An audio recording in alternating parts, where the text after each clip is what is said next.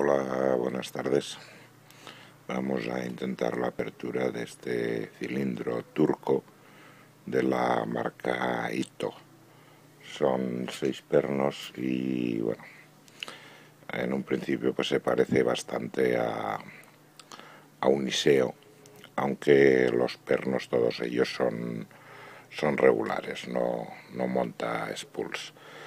Vamos a ver si lo abrimos. Empezamos a tocar con muy poquita tensión. Vamos medio colocando los pernos.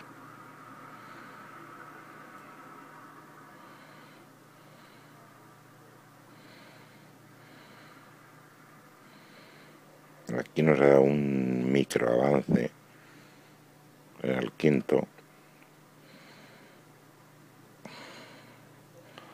Vamos a ver si los vamos colocando.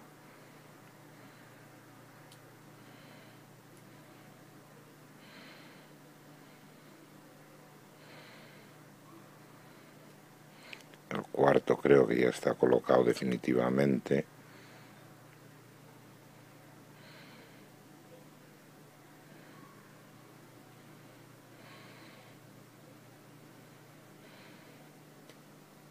Aquí nos ha dado un buen avance en el segundo.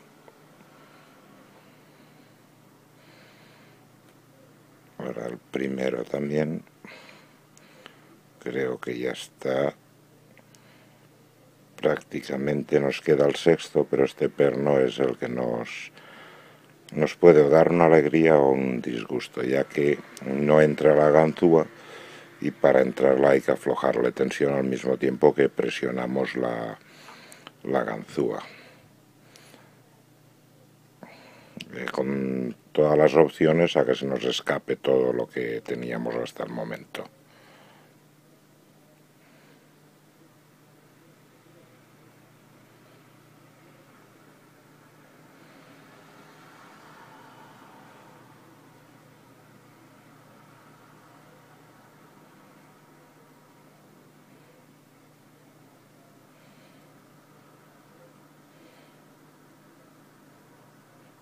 Ahora he podido pasar la ganzúa, es un pequeño giro y el hito está abierto.